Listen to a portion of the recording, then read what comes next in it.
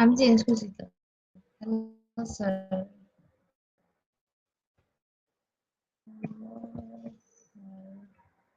Where do you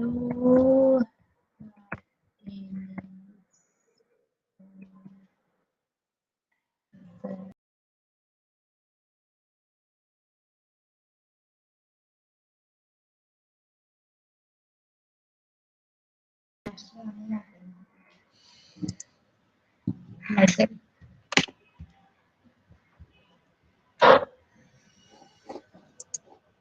Good afternoon. Welcome to our Institute of Global Professional Free Webinar.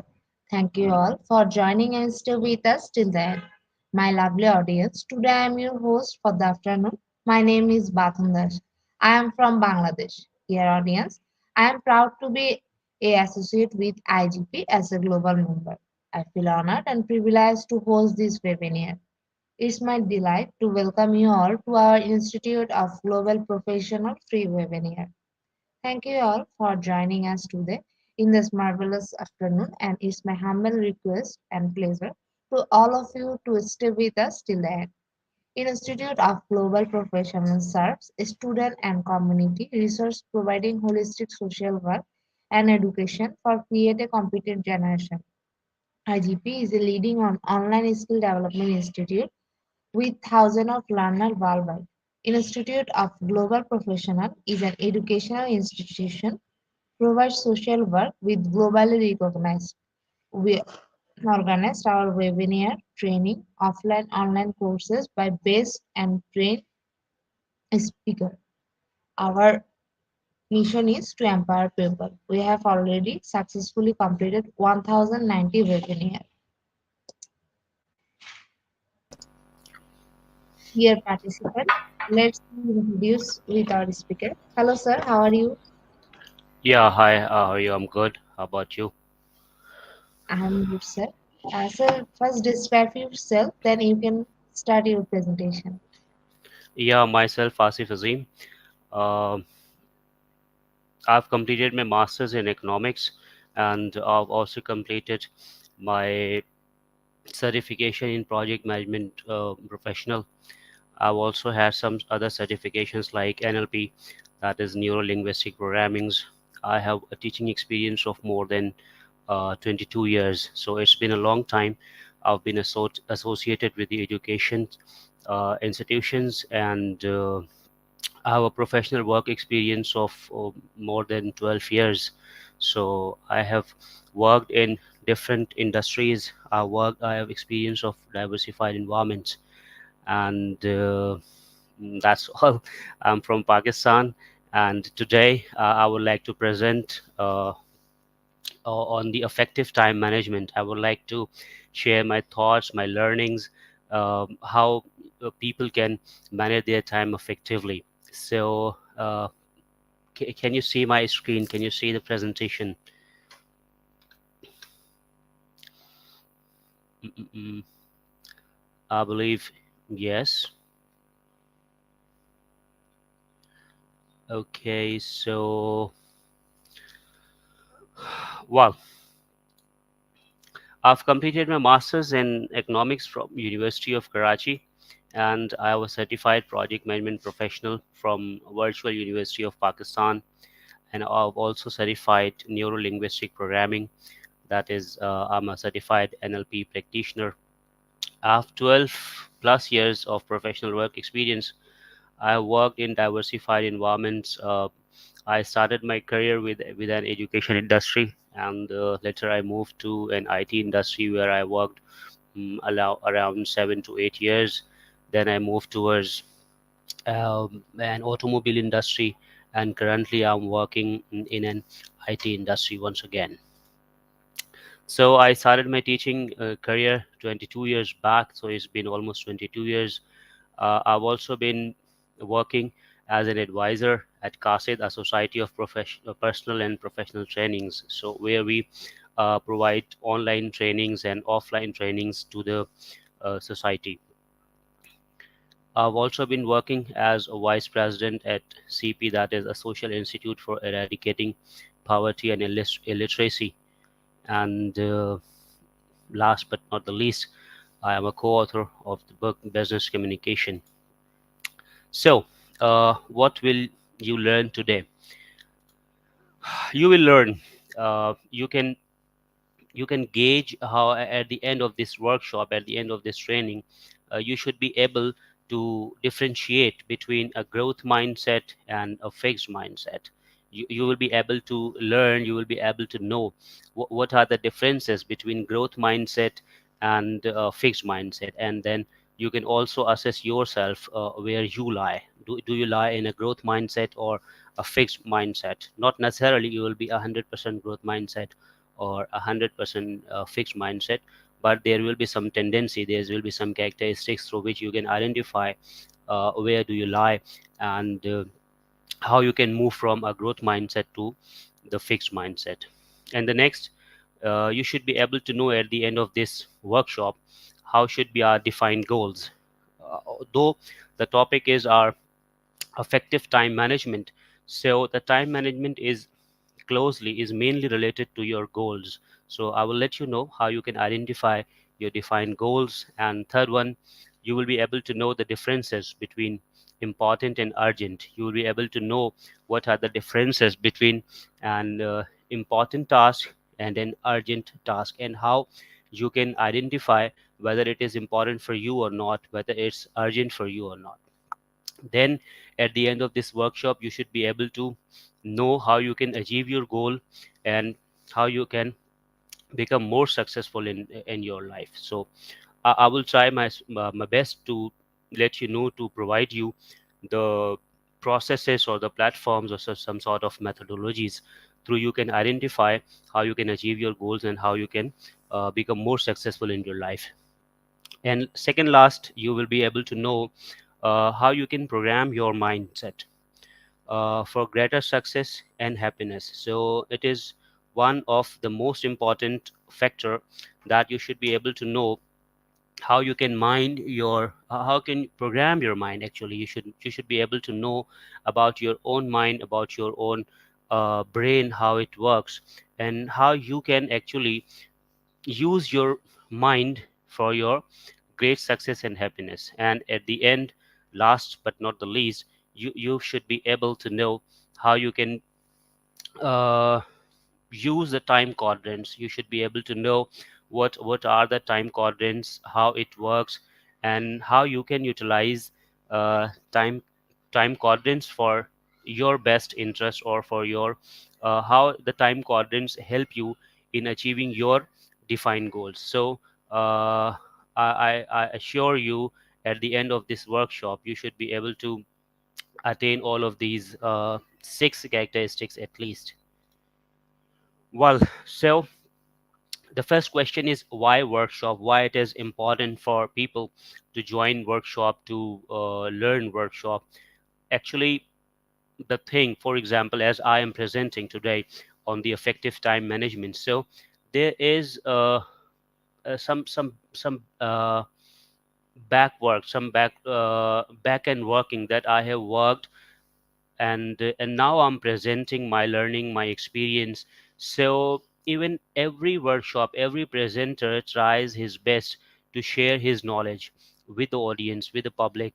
So the workshop actually gives you the knowledge. As I explained, I have a diversified experience, professional work experience of more than 12 years, and I've teaching experience of more than 22 years.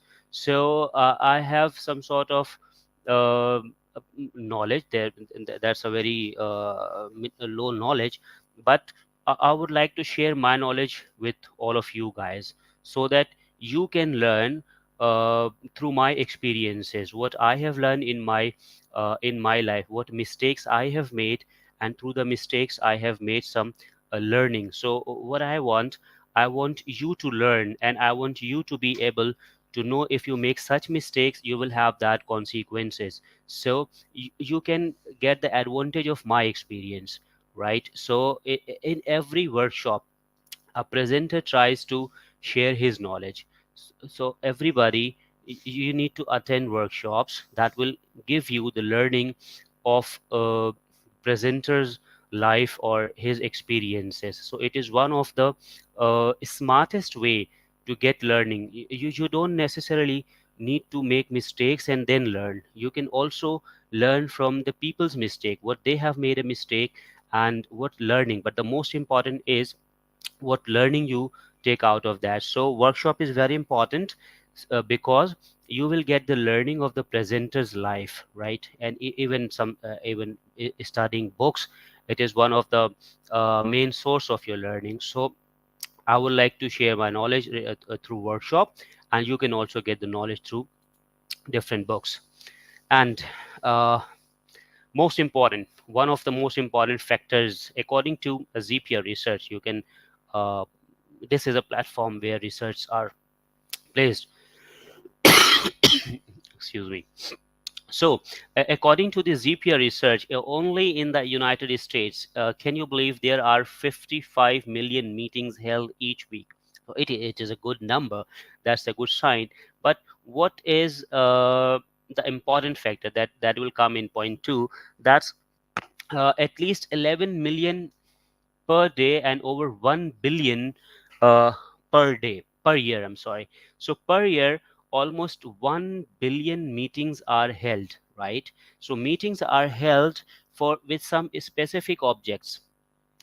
People want to get some deliverables, some outcomes, some sort of action oriented items out of the meetings. But what usually happens in the meetings, the average worker spends at least 3 hours a week in meetings, right? In most of the cases we spend more than 3 hours even a day. But uh, with 30% of workers reporting that they spend over 5 hours per week in meetings. And the most important part is here, organizations spend roughly 15% of their time in meetings, with surveys showing that 71% of those meetings are considered unproductive. Yes, let me repeat, more than 71% of those meetings are unproductive. So this is an alarming figure, and it's not my word. I'm not saying just randomly. It's a research, right? Thousands of people, hundreds of thousands of people have been studied, and data have been gathered according to the ZPR research. So more than 71% of the meetings are considered as unproductive. So what does it mean? That means meetings are being held with some specific objective, but more than 71% meetings are being unproductive, right? So why it happens? We need to learn, we need to assess. uh, Organizations are spending a huge cost in terms of their time, in terms of their the people's time, in terms of their resources, and they expect some actionable items out of the meetings. But what is usually happening in the organizations? In the organizations, 70 more than there means this is actually more than two-thirds of the time of the meetings are being wasted in the organizations. An estimated $37 billion is lost per year to unproductive meetings. Sorry, can you believe it? Research says it's not what I am saying to you. Only in the United States, more than $71 billion is lost per year to unproductive meetings. So, what is my topic? My topic is actually addressing to the $71 billion industry, how people are wasting their times in the meetings. So what they should do, should they stop doing meetings? No, of course not, they should not stop doing meetings. But the point is, they should learn, they should be able to know how the meetings are being done. There must be some objectives. Meetings, and the objectives must be attained through that meetings. Only the doing a meeting for the purpose of meeting is actually the waste of time. Irrelevant discussions in the meetings is actually the waste of time. Repeating, for example, you keep on repeating on the items that you have already said or you have already shared. So what you are doing actually, you are actually wasting the time of the organization. So today I would like to address this pain point of the organization, how you can be more productive, how you can utilize your time effectively. Workers spend an average of 31 hours per month in unproductive meeting, right? An unproductive meeting, I literally mean unproductive meetings. They do sit together, they do talk together, they discuss different topics, but the problem is most of the times they go out of their agenda, and hence the meeting become unproductive. They discuss irrelevant topics. Most of the times meetings are not kept. I mean, there is no end time of the meeting. For example, you are starting a meeting at 1 o'clock and you don't know when to end the meeting. So there must be the end time of the meeting. You must have some sort of agenda of the meeting, and there must be a moderator in the meeting. Without a moderator, you are most likely to go out of your time. So what happens? Uh, you actually go out of the time, right? The topics are not finalized. You don't actually finalize the next items, or you don't get the actionable results out of that meetings. So as per the research, I repeat, you have 71% of the meetings are unproductive, and only in the United States, more than $37 billion are lost per year. This is the research of 2021, according to the ZPA. So organizations need to be very careful. They need to learn how meetings are being held. They need to observe, is our meeting productive or unproductive.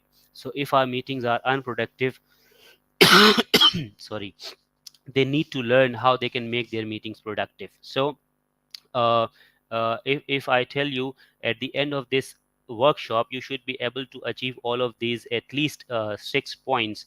And this is the key factor why this this workshop is very important for you.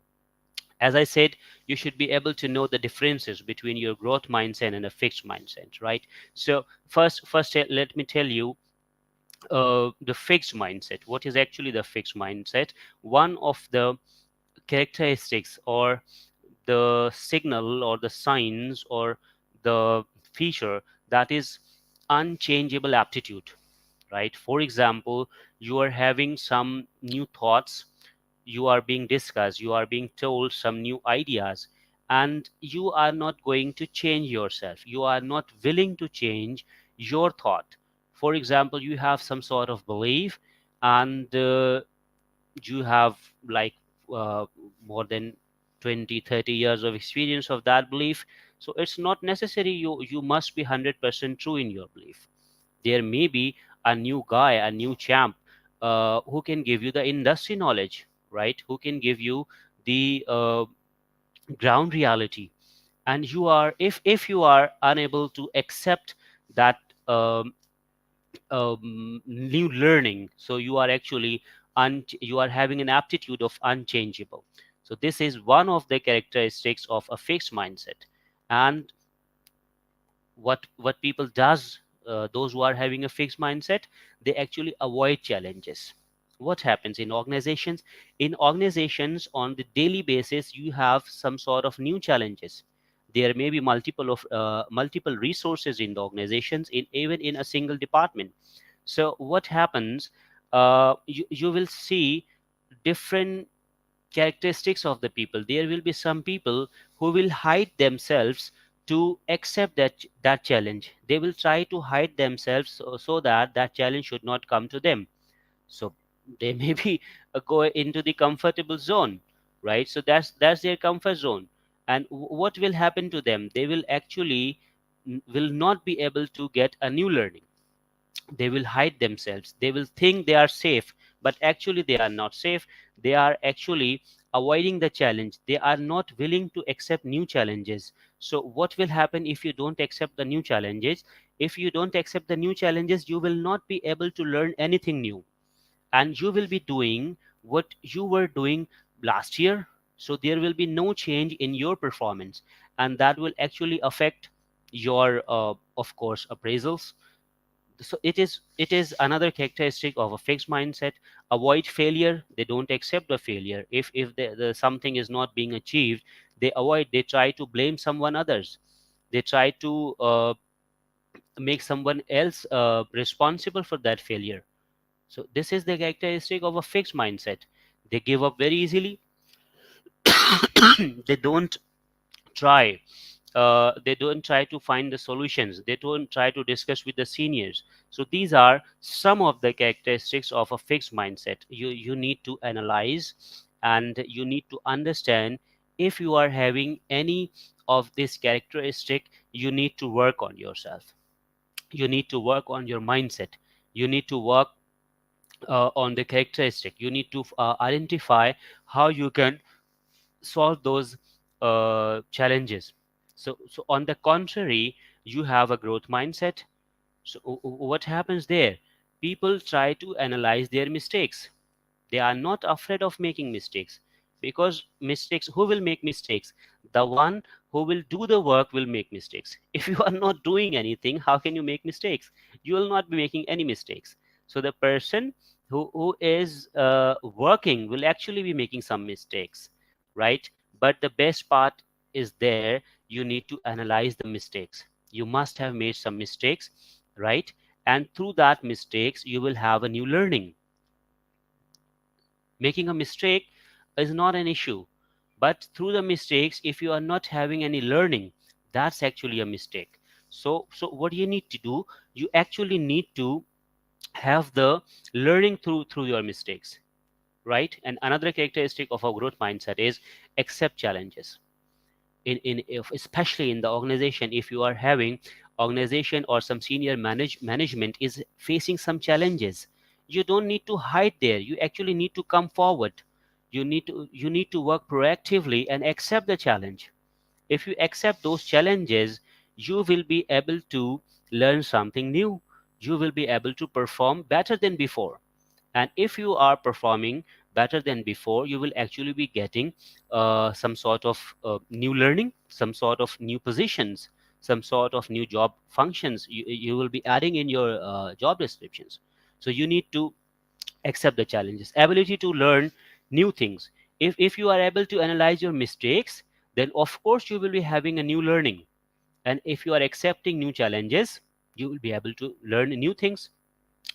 And inspired by others. Inspired by others, we actually mean you need to focus on your senior management, senior people. You need to be connected with them. You need to get their learning. You need to be you need to take the most of their learnings. So it will help you in having a new learning. So these are the characteristics of your growth mindset. You need to analyze how you can change yourself if you are having a characteristic of a fixed mindset. So you need to learn how you can change your fixed mindset to your growth mindset. I'm sure I must have been able to let you know the characteristics of a growth mindset. There is no 100% fixed formula that you are 100% growth mindset or 100% fixed mindset. You actually need to know the characteristics, which characteristics you are having. Sometimes you are not uh, accepting the challenges, right? So if you are 100% there, that's the issue. You need to work on that. You need to accept new challenges. You need to analyze your mistakes. Then you will be able to learn new things, and you will be able to grow in your personal life and in your professional life as well, right? And here is a one mm, process actually. This is a complete process I've learned through one of my colleagues, that there are multiple characteristics with our mind. I will let you go towards the time management, but this is the most important part. It actually affects your time management. If you don't work on your mind, you will not be able to manage your time effectively. So first you need to analyze your own personality. You need to analyze how your mind is working. and only then you can be able to transform or change your mind. So everything is the result. Everything whatever we have in our life is the result, right? For example, you have completed your graduation, it's a result. For example, uh, you have achieved something in your life. For example, you've got a job, it's a result. For example, you've got a promotion, it's a result. For example, you have started a new business, is a result. But it's the result of what? There are multiple characteristics behind that result, behind that event, behind that achievement, right? So all the results, all the achievements, all the occurrences are actually happening through your behavior or your actions. Whatever the actions you have taken in the past, that will actually bring out some result. And how you take actions, how you behave on certain situations, it actually depends on the state of mind. What is the state of your mind? What is the functionality of your mind? The state of your mind or the functionality of your mind lets you behave in certain pattern, and through that behaviors you get some results. And the state of mind is actually comes from two sources. For example, excuse me,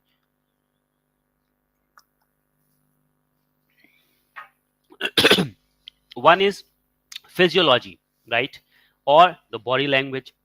For example, you are uh, having some challenges, and on the point of that challenge, how your body poses. For example, if your shoulders down, which actually you have surrendered yourself, you are not able to accept those challenges, you are not able to learn something new. But if the body posture is straight upward, there means you are thinking something, you are ready to accept those challenges, right? So the body language is very important. You need to work on your body language. That leads towards to your state of mind. And the second part or the second function is internal representation. I'm so sorry for that. Internal representation, that is actually your focus, right? So one part is your physiological or your body language, that defines your state of mind. And the other one is your internal representation, right? There is some characteristics inside your mind, inside your heart, right? Inside your feelings. So there may be different characteristics, like you have the belief system, you have some differences of languages, you have some soft skill, right? That defines your internal representation. You have certain values, certain culture you have, on that values you work actually, and that value actually defines your belief system, that leads you towards your state of the mind, whether to accept that or not. For example, you are practicing some sort of religious things or some sort of norms in the society, and you are not willing to change that, you are not willing to accept new beliefs or the new ideas. So what will happen? You will become a fixed mindset, you will not be able to change your mind. So it will actually impact your result. You need to work on your belief system, your values, and the most important, here you have your time orientation.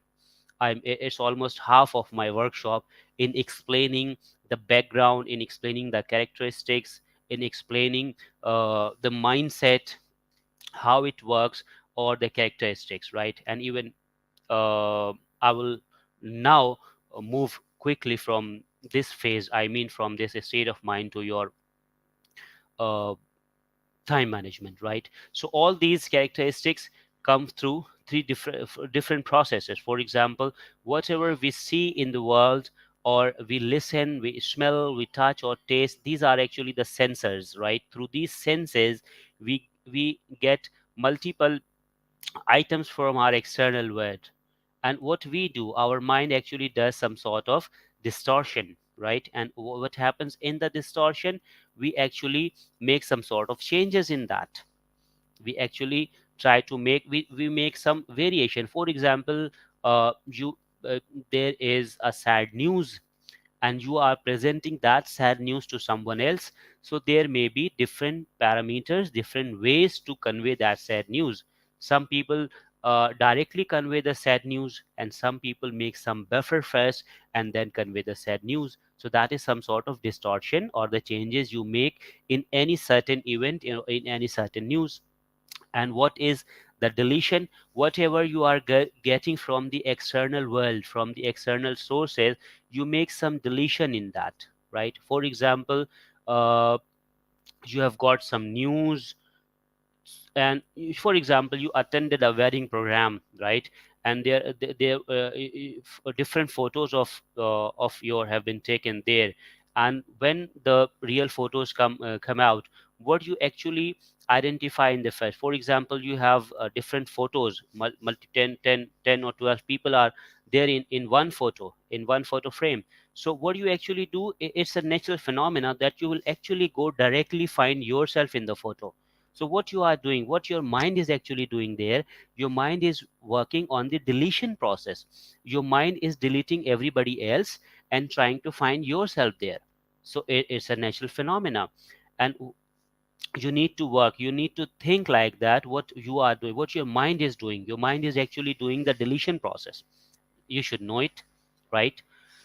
And what is the third one? The third parameter or the third filtration is actually there. That's a generalization. For example, you have uh, had a bad scene in some city. For example, you have, like we are in Karachi, and for example, you have some you have met with a foreigner. For example, a person came from other country and you have met with him, and if he behaves in a good environment with you, he gives you a good gesture, you will start believing all the foreigners. For example, if somebody comes from the United States and he behaves good with you, so what you will think of the United States? Excuse me.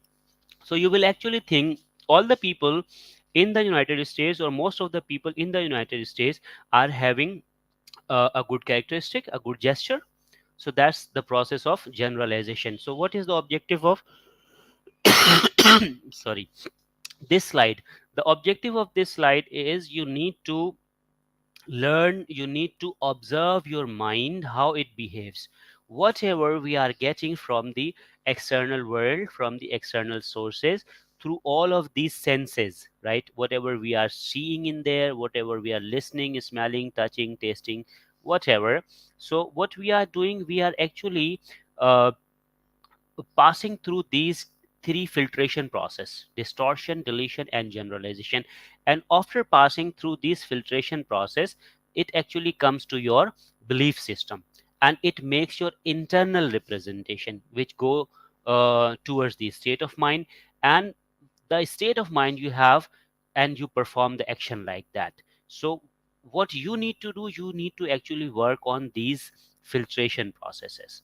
The best filter you will have, the best mind you will be having in the future, and you will get the best results out of this state of mind. So what you need to do, you actually need to filter this out, where you need to go, where you should not go, who you should meet and who you should not meet. So these will actually define your time management. How? Let me tell you how. What should be our defined goal? Anything that adds value to our life in this world and hereafter, and we want to achieve it. That should be our defined goal, right? It is not that you write something randomly. You need to work on that. I'm so sorry for that. You need to work on that. You need to sit calmly, you need to observe yourself, you need to have some thought processes, and then you need to think what should be your defined goal. Anything that adds value to your life in this world and hereafter, and we want to achieve it. So that should be whatever, irrespective of the objective you have in your life or the goal you have in your life. But what is the parameter? What is the standard of your defined goal? The standard is, it must be able to add value in your life in this world and hereafter, right? We all believe uh, in the life of the hereafter. So it must add value in this world and hereafter, and we want to achieve that goal. So that should be our defined goal, right? And how should be our defined goal? First I told you what should be our defined goal and how should be. Our defined goal should be smart. What is a smart? It must be specific. A smart goal that must be specific. For example, I want to be a doctor. So it is one of the goals, right? But this is not the ultimate goal, trust me. You actually need to make something specific. Why do you want to become a doctor?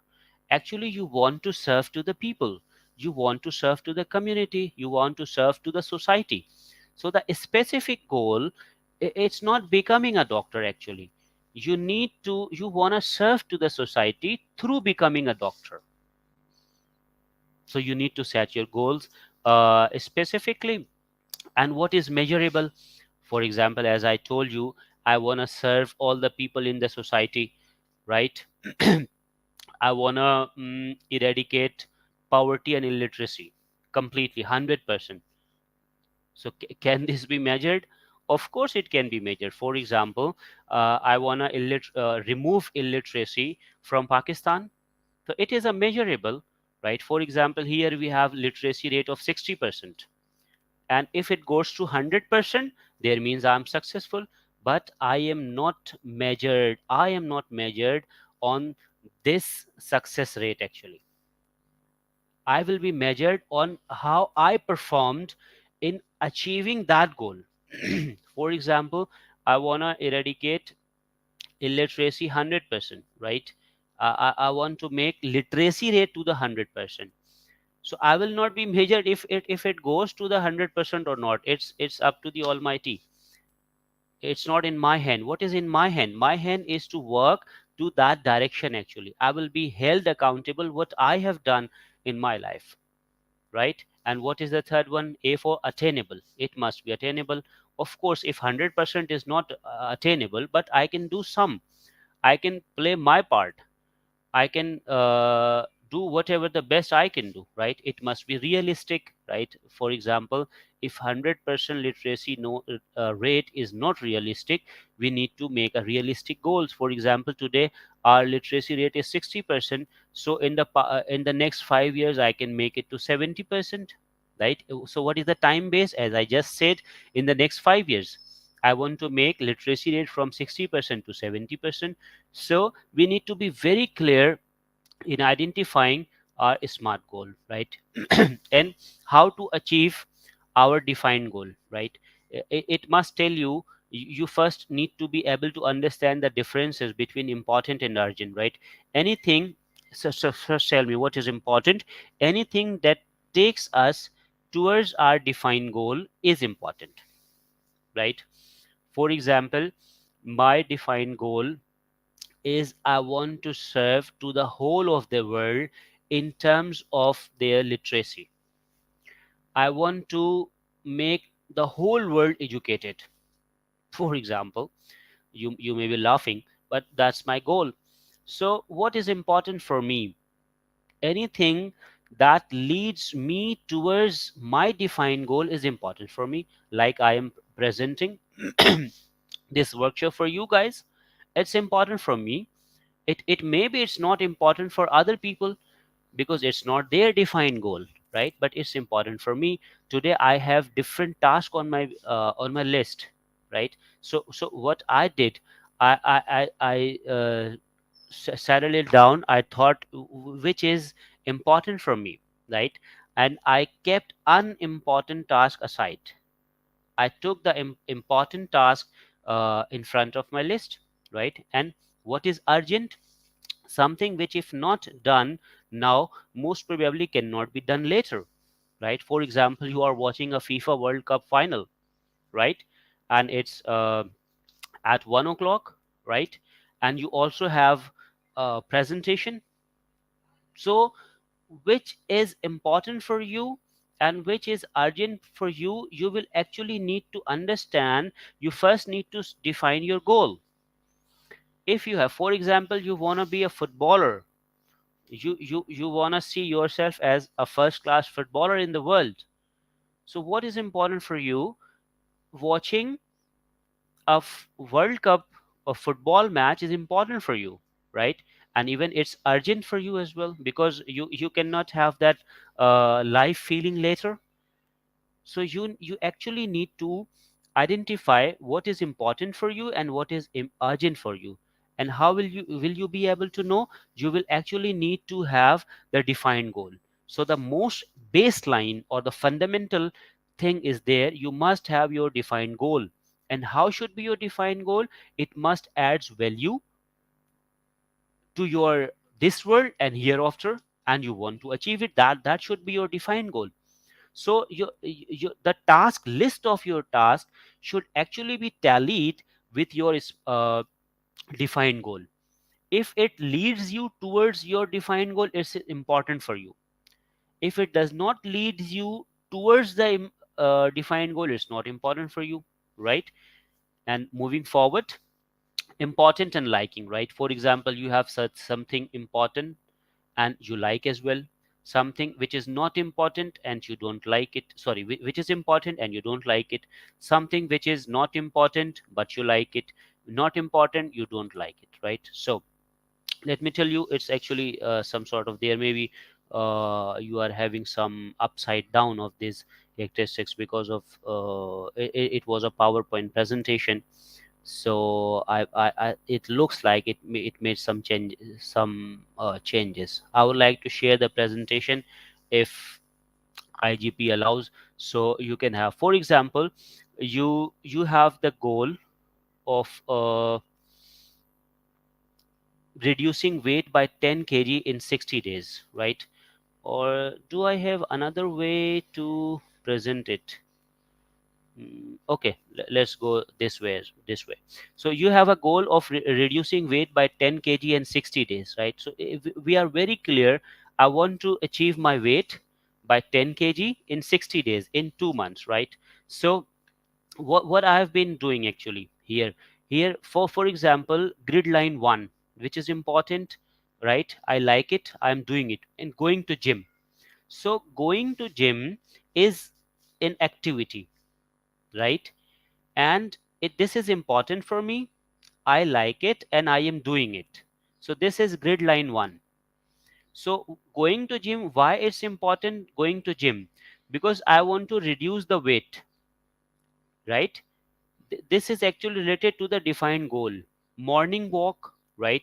This is important, I like it, unfortunately I'm not doing it. So this is only a test case. Reduce weight by 10 kg. One task is going to gym, other task is morning walk, right? So if I am going to gym, so what I am actually doing, just a second, um can I have the other way to present my screen? Let me share my screen. Don't show if I can share the screen. I believe you can see the screen now, right?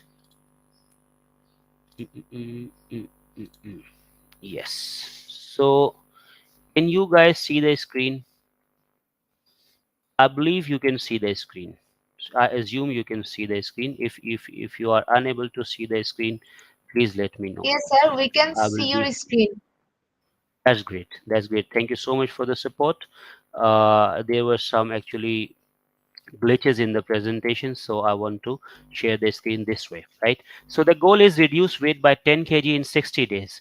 So first one is important, like doing, and for example going to gym, right? So going to gym is a task which is important and I am doing it. Morning walk is important, unfortunately I'm not doing it, right? Grid line 3 and 4. So what is the task? Eating salad, this is important for me. I don't like eating salad, but I am eating salad because I want to reduce my weight, right? Early to bed. Early to bed is important for me because I want to reduce the weight by 10 kg in 60 days. It's important for me, right? I don't like it going early to bed, and I don't go to early to bed, right? This is just an exercise. Watching movies, right? Watching movies is not important.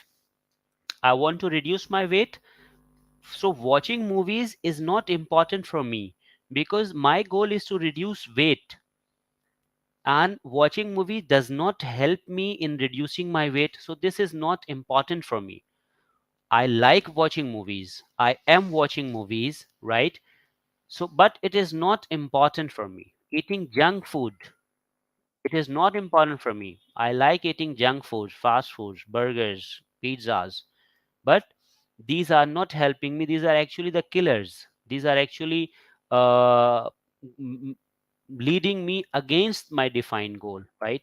And what is the seventh grid line? Unnecessary time with friends means there is no objective, there is nothing. You have met a day ago and you are meeting again for without any purpose, right? You are busy in your cell phone and your friend is busy in his cell phone, so you are actually wasting the time. It's not important, you don't like it, but you are doing it. Overeating, you don't like it, it's not important, and you are not doing it. That's bad. So what is the message out here? Actually, the successful people spend their lives in the first four grid lines. So the people who are successful, they spend their lives in the first four grid lines, right? So the goal is to reduce weight by 10 kg. You are going gym, right? You need to have a morning walk, eating salad, early to bed. If you want to be successful, you need to spend your life in these four grid lines. So what you actually need to do, you actually need to cut down the last four grid lines. You need to stop watching movies, you need to stop eating junk foods, you need to stop wasting your time, you need to stop overeating, right? And what super successful people do, super successful people spend their life in the first two grid lines. They they like the things which are important for them. They spend their lives in the things which are important for them. And what is important for them? Yeah, I must tell you, I told you as earlier, anything that leads you towards your defined goal, that is important for you. And anything that distracts you from your defined goal, that is not important for you, right? So here you have a grid line of urgent and important. You need to identify each and every task as an urgent and important. And now last, the most important thing, that is the time quadrant system. You have four quadrants of the time. The one is Q1. What is Q1? Q1 is actually important and urgent. This is Q1, right? What is Q2? This is important and not urgent, right?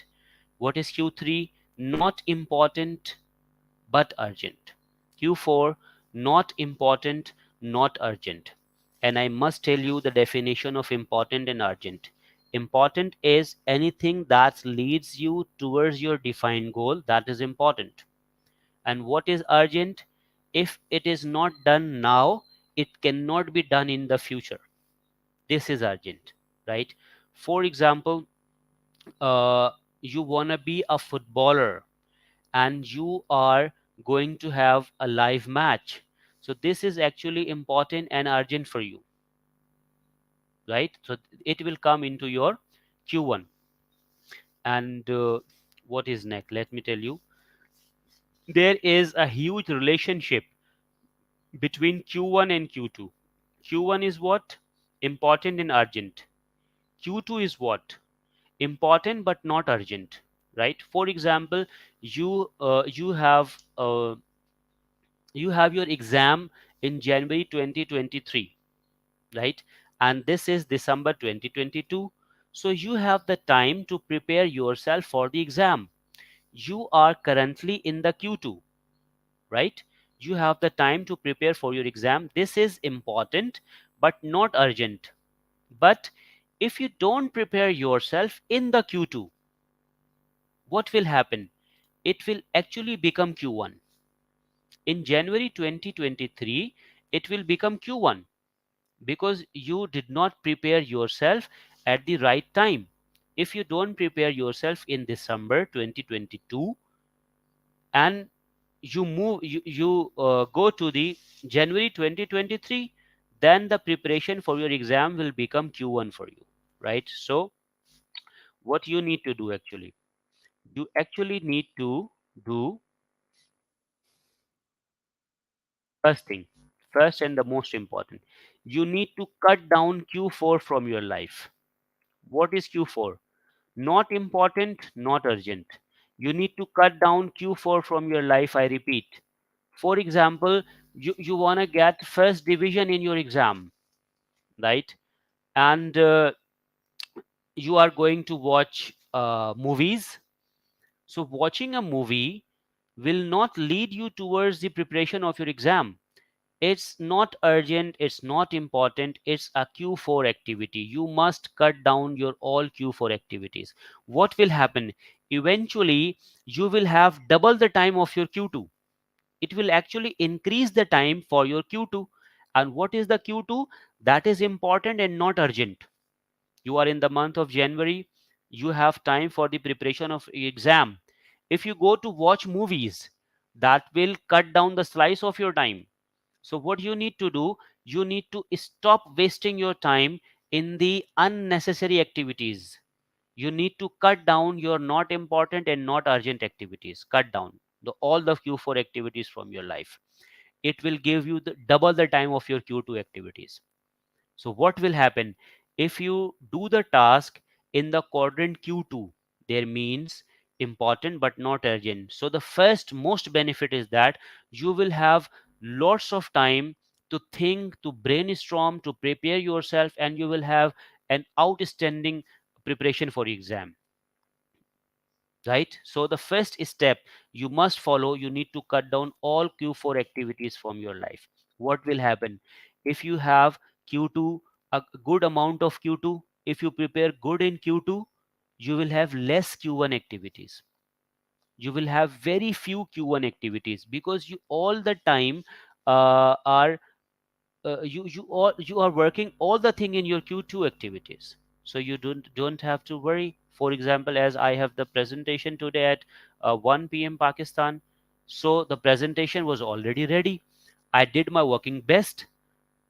So you can see, if I had not done in the past and I come to the Q1 activity and then I prepare for this presentation, so I will not be able to use my mind efficiently, so the presentation will not be good. So what is the key takeaway for all of you guys? You must cut down all the Q4 activities for your life. This is the must. You have no other option. You will have double the time for your Q2 activities, which will save you from your Q1 activities, right? Now you have um, a success formula. This is just a thought. You must be doing whatever you are doing in your life, whatever you are doing in your life, you must be honest with yourself. You must be doing with the honesty, right? And the second one is the smart work. You must work, you don't need to work very hard.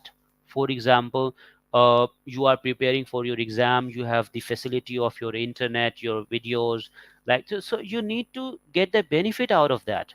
As I told you in the beginning, what I am doing today, I am sharing my knowledge with you. So you need to take the benefit out of that. You need to get the advantage. You don't need to do again and again. You don't need to do what I have done in the mistake in my past. You need to get the learning from my mistakes, right? And you don't need to do that mistake. You need to work smartly. And what is consistency? You must be doing with consistency. For example, if you want to prepare for your exam, right? And as I told you, this is December. If you study only 3 or 4 hours a day, that will be the best preparation for your exam in the month of January 2023. But The key factor is you must be consistent in your presentation, in your study, in your working. You must be doing regularly. You don't need to, for example, that will actually improve your optimum level as well. If you don't do it consistency, you will not be able to identify your optimum level as well. So I believe that's all from my side regarding the effective time management. The key factor, you need to identify your defined goal, point number one. Number two, you need to identify all your tasks related to your defined goal, whether it's important for you or not. If it's not important for you, keep it aside. Focus on the important task only, right? And then you need to identify the time quadrants, right? As I explained you earlier, this is four time quadrants: Q1, Q2, and Q3 and Q4. You must cut down all the Q4 activities. It will help you increase double the time of your Q2 activity, and you will have then less Q1 activities in your life. So that's all from my side. I would like to welcome to the question answer session, and moving towards to the presentation presenter. If you guys have any question, you can ask me anytime. Thank you so much, sir, for your wonderful presentation. So now it's time for our quiz session. After quiz session, we for our question answer session. So, sir, you have to Sure, wait for sure. a few minutes. Okay, sir.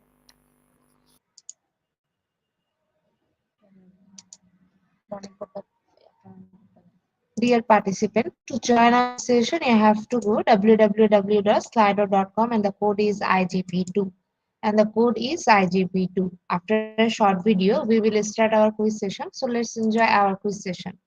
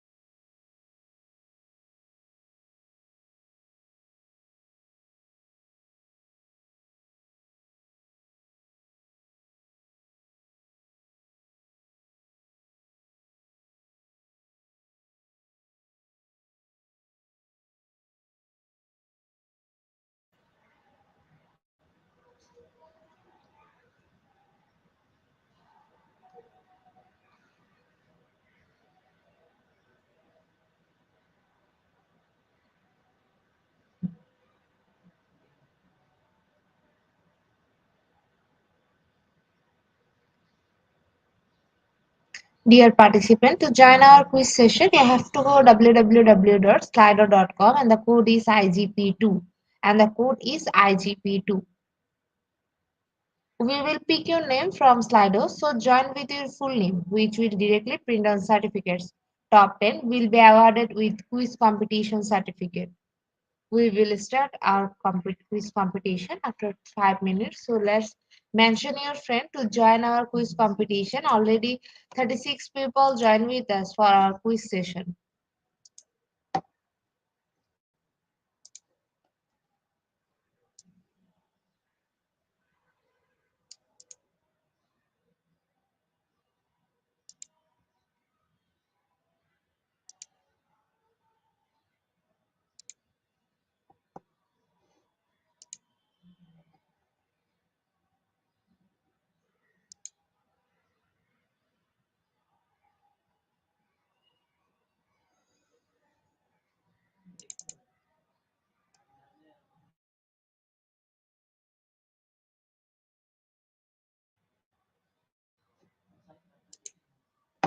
To join our quiz session, you have to go www.slido.com and the code is IGP2 and the code is IGP2.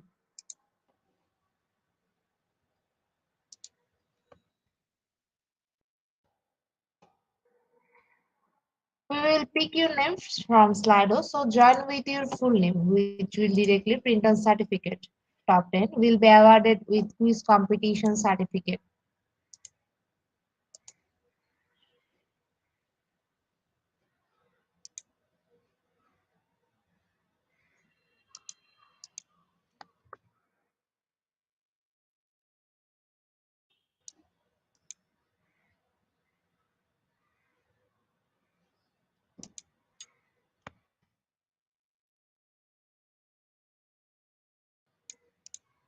Dear participant, to join our quiz session, you have to go www.slido.com and the code is IGP2 and the code is IGP2. Please mention your friend to join our quiz session.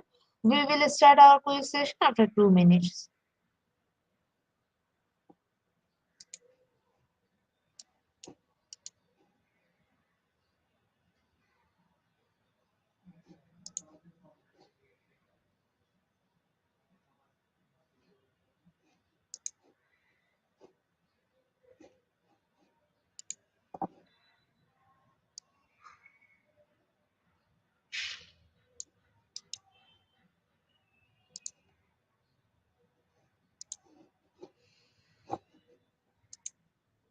Dear participant, to join our quiz session, you have to go www.slido.com and the code is IGP2 and the code is IGP2.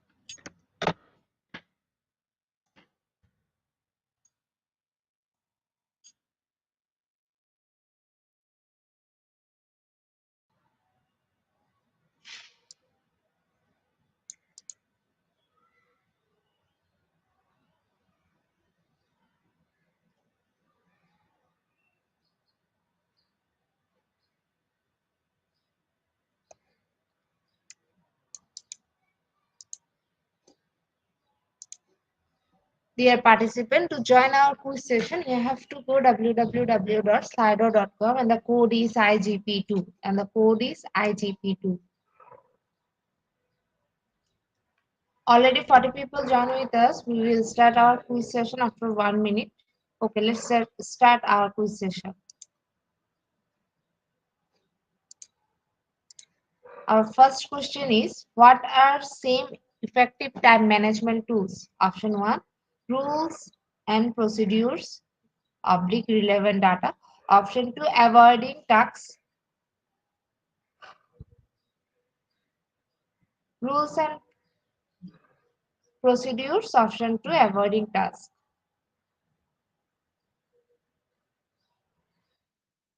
Option 1, rules and procedure is the right answer and 86% people are right here. In the leaderboard, Shafal is holding the first position after completing our first question. Our second question is, time management will not help you to, option 1, achieve more balance in your life. Option 2, win the lotto. Option 1, achieve more balance in your life. Option 2, win the lotto.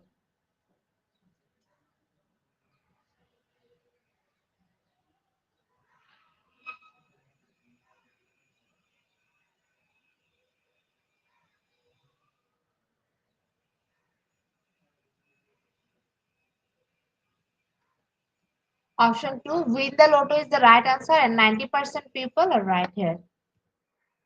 In the leaderboard, Jordan Dewey is holding the first position after completing our second question. Our third question is, what is an effective time management guideline? Option 1, effective Delegation. Option 2, create a to-do list. What is an effective time management guideline? Option 1, effective delegation. Option 2, creating a to-do list.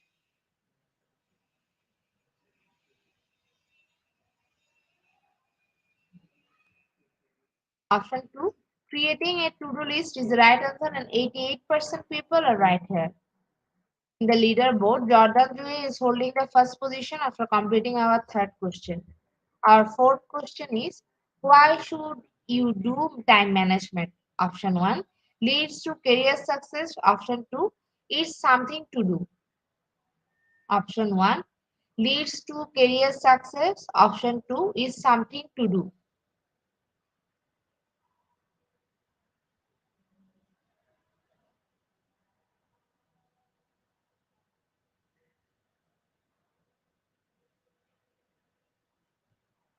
Option 1, leads to career success is the right answer and 95% people are right here. Okay, Jordan Dew is also holding first position after completing the fourth question. Our fifth question is, using effective time management, which tasks you be most likely to do? Option 1, the one that is not important and not urgent. Option 2, the one that is not important and urgent.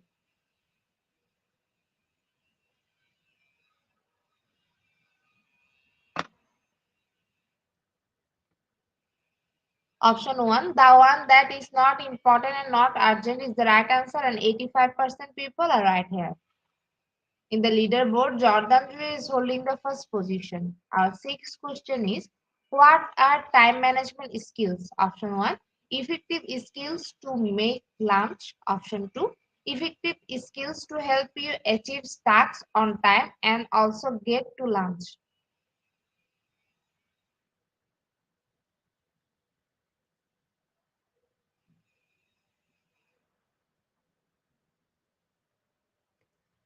Option 2, effective skills to help you achieve tasks on time and also get to lunch is the right answer and 100% people are right here. In the leaderboard, Jordan Drew is holding the first position. Our seventh question is, what is time management? Option 1, using the time available to the greatest advantage. Option 2, not having enough time. Option 1, using the time available to the greatest advantage. Option 2, not having enough time.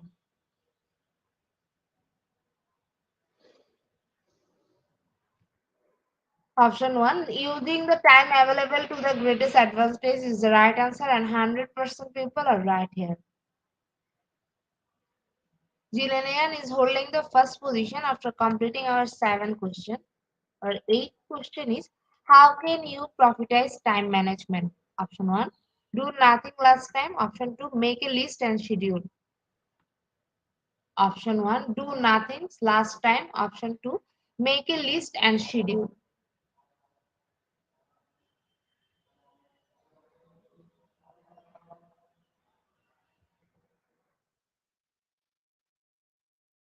Option 2, make a list and schedule is the right answer and 100% people are right here.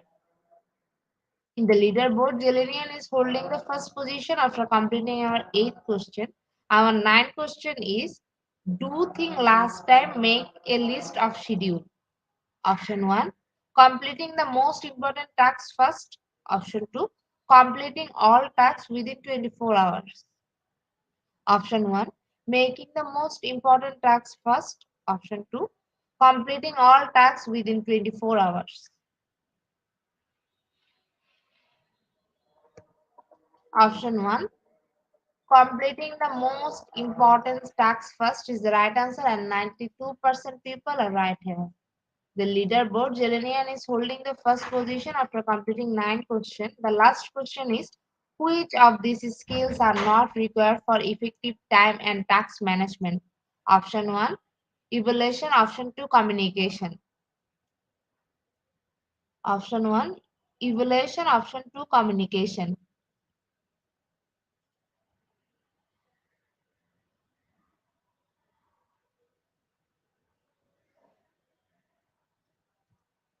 Option 2, communication is the right answer, and 49% people are right here. Congratulations, after top 10 quiz competition winner, we have all of your name which you entered during joining. We will pick your name from Slido and prepare your certificate and we'll post them into our official Facebook page and group. Our official Facebook page is Institute of Global Professional. Dear participant, we will go for our question answer session just now after a short video. Let's enjoy our question answer session.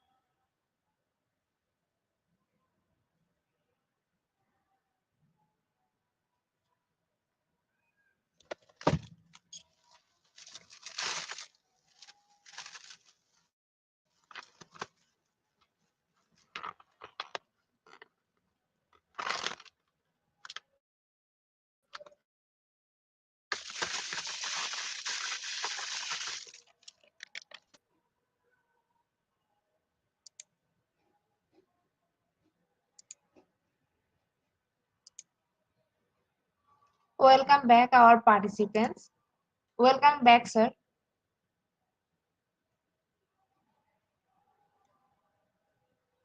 Dear participant, we requested you to ask your question in the comment box. Our speaker sir is here to answer your question.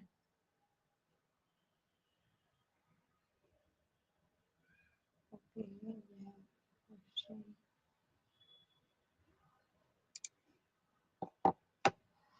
Sir, our first question is from Flomi. Good afternoon, sir. What are the causes of consequence of ineffective time management?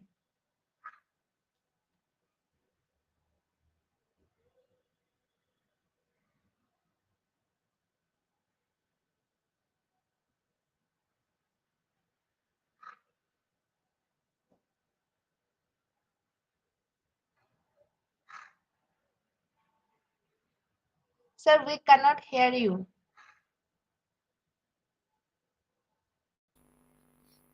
Can you hear me now?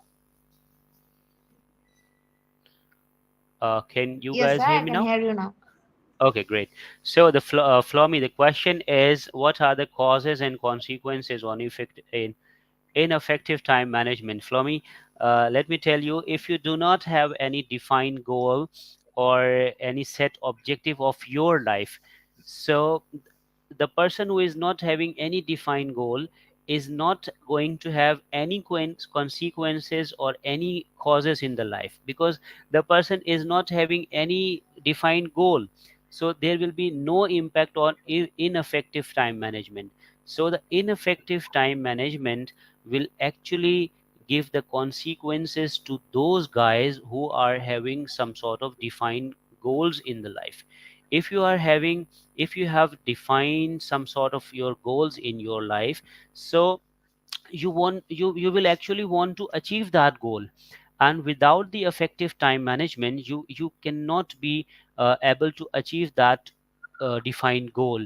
So the consequences for the ineffective time management is actually will leads you towards the failure of your objective, to the failure of your defined goal, and the whole life will be useless if you don't have any your defined goal. So everybody I advise you, I suggest you, all of the guys who are listening me right now or in the future, you must have some defined goal in your life. You must know why you are in this world. Why do you exist in this world?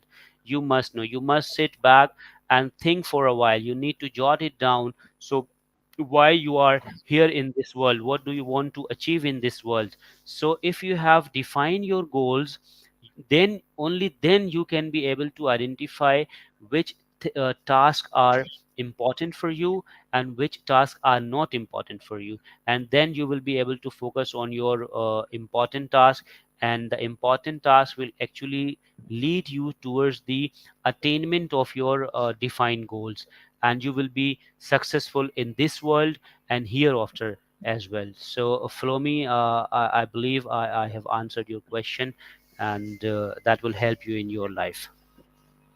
Thank you so much, sir, With- for your answer.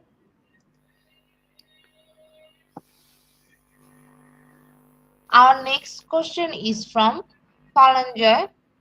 Can growth okay, and fall enjoy. No problem, fixed let me read it. mindset vary? Can growth and fixed mindsets vary depending on different aspects of life?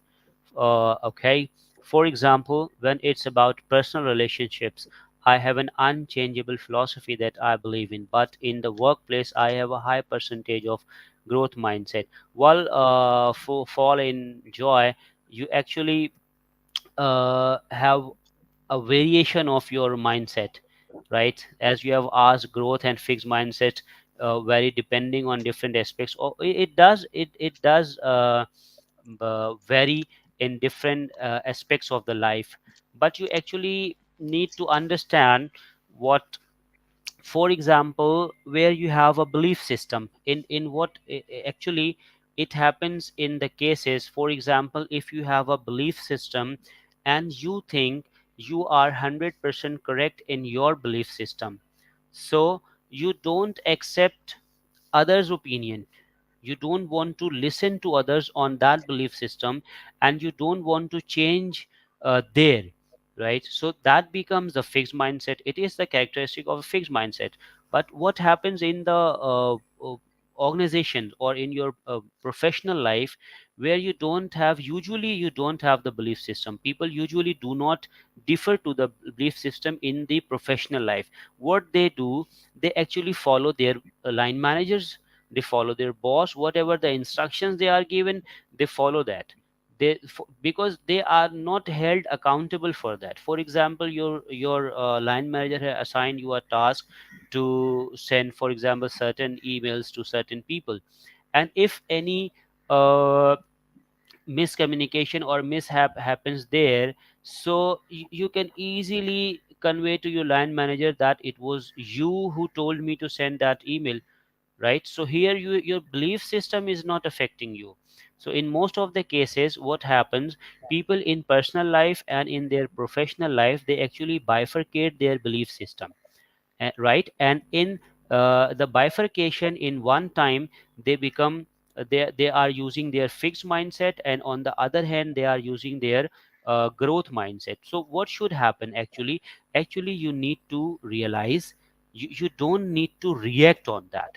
If you are having something new knowledge, so you need to think of that. There may be so for example, you are practicing some sort of belief for more than 30 or 40 years, but not necessary that that must be 100% correct, right? Doing one thing for 40 years is not the proof that is the correct thing you are doing. The proof is you need to test it. You need to test it with the main source, right? For example, uh, you are doing an activity, and there is no test, there is no proof of that activity that is correct or not, so you can never be able to identify. So you need to test. For example, we being Muslims, we test our belief system with our holy Quran and the sayings of Prophet Muhammad, peace be upon him, right? So that is the main source through which we actually testify, we actually rectify our belief system. So you must have your own belief system, and there must be some supreme authority there through which you can identify your belief system. So in nutshell, I must tell you, uh, it does affect, it does change I mean the fixed mindset and growth mindset with the aspects of your life, but it is not necessary it is 100% correct. The test is you need to get it verified, you get it vetted with the supreme authority or the books or the sayings of your uh, supreme authorities. I hope I answered your question, Paul. Even if you have any question, you can ask me anytime. Thank you, sir, for your answer. Our next question is from Jordan Jue. Good day, sir. How do you manage your time and ensure you are efficient? Yeah, actually, efficiency is actually how do you manage your time? It's very simple. If you follow the tool I just explained in the workshop, right? What is the tool? You must have your defined goal and whatever the task you have in the list. So, first, what you need to do, you need to list down all the tasks. For example, today is Sunday and I have multiple tasks. For example, I need to visit my friend. I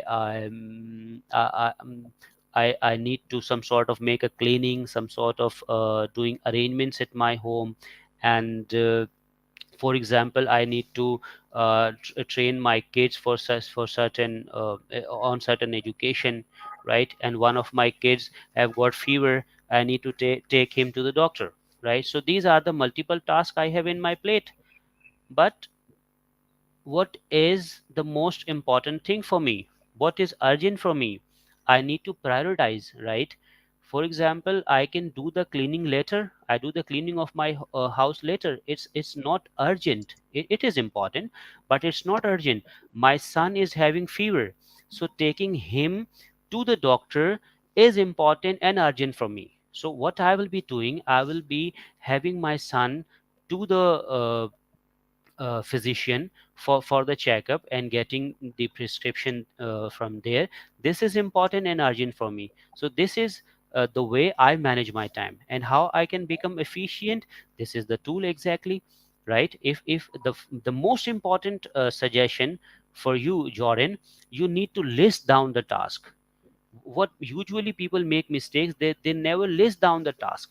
They just start their day without having any planning, without having any priority. So the first thing in the morning, what you need to do, you need to list down all the tasks for today, right?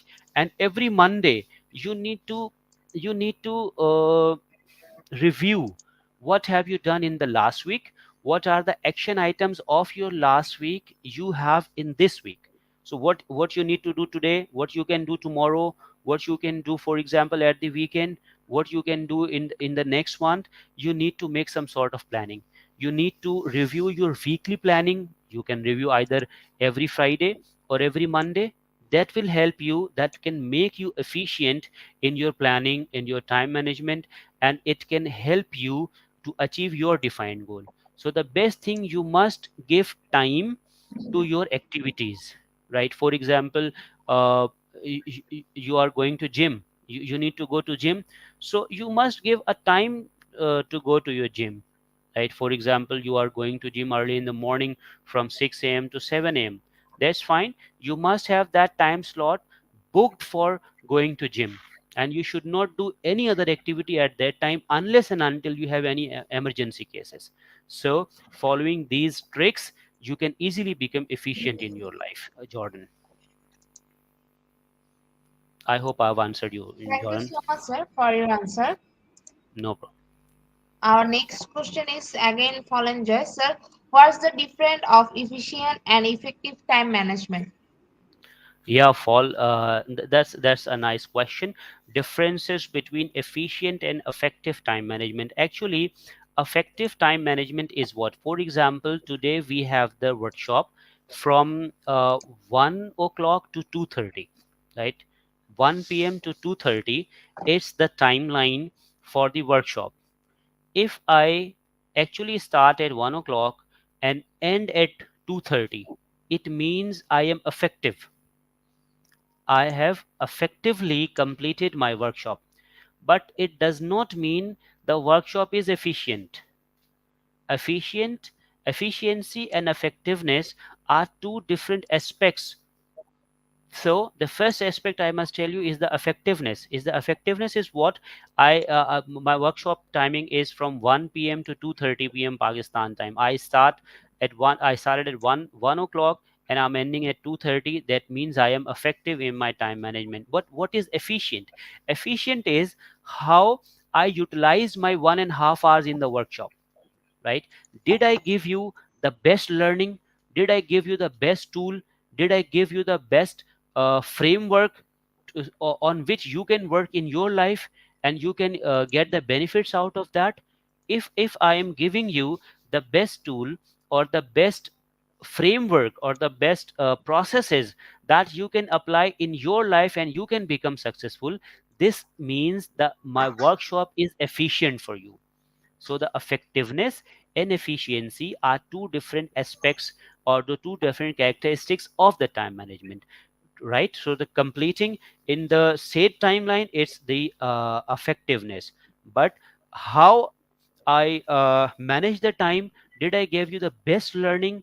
Is it really helping you? It means this is the efficiency of my workshop. So, Fall, I hope I have answered your question. Thank you so much, sir, for your answer. Welcome. Our next Wow. question is from Rahim. What are the challenge of consequence facing the time management in the labor force? While Rahim, challenges or consequences facing the time management in the labor force. Actually, Rahim, uh, God has blessed different people with different blessings, right? Some people are born rich, some people are born poor, some people are born in civilized country, some people are born in a growing country, some people are born in a very poor country. So this is the difference. You cannot make anything how you are born or where you are born. It was not in your hand, right? But what is in your hand? Everybody has 24 hours in a day, whether you are rich or poor, whether you are living in a civilized country or in a developed country, everybody is having 24 hours a day, right? So the best thing how you can utilize your 24 hours a day, right? It does not necessarily mean if you are in a developed country your 24 hours will be very beneficial for you. It depends on you how you utilize. So your question is consequences or the challenges facing the time management in labor force.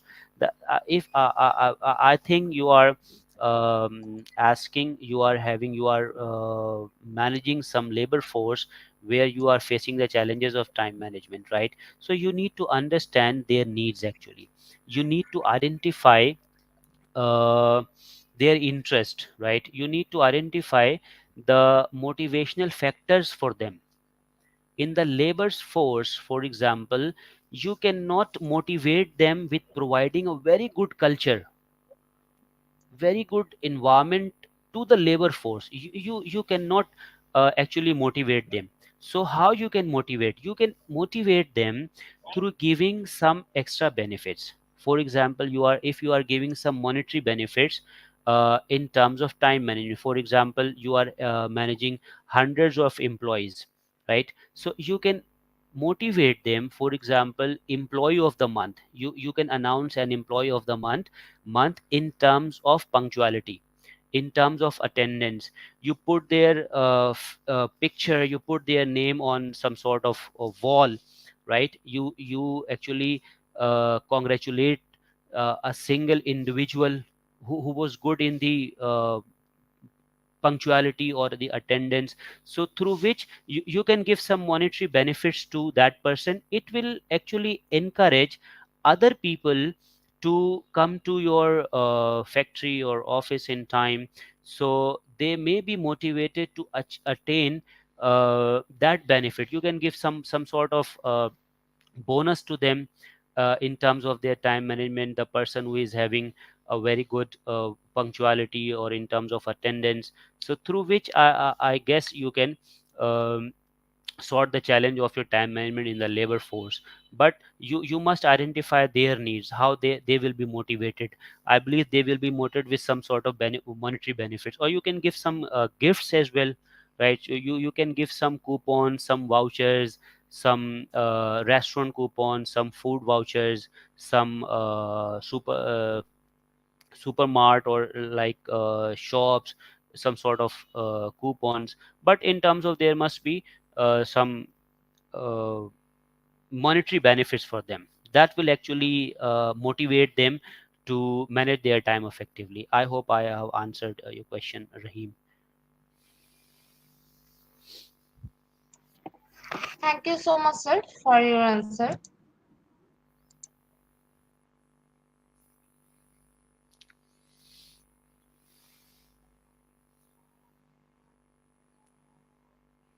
Thank you so much, sir. I think there is no more question. On behalf of Yeah, IGP, thank you so much. It has been a very wonderful session, sir. I hope everyone learned from your presentation. thank you, thank you so much. Okay, take care, have a nice day, Thank bye you. bye.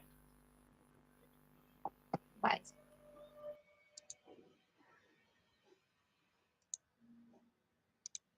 Dear participant, it's time to give you your webinar code. Our today topic is effective time management and the code is IGP 9341. And the code is IGP 9341. Without this code, no one is eligible for certificate. With code, you can claim your certificate anytime. How to claim your certificate? First, you have to go www.eduigp.com. Then you have to click on sign in or login. If you have already an account, you have to click login. Or if you are new account to open, you have to click on sign in. Once login, click free webinar, select the webinar title and click continue course. Get enrolled. If you have not enrolled yet, type the code in your certificate code box. Click get certificate. It is auto downloaded in PDF file or DLP. Check it in your file manager on download folder.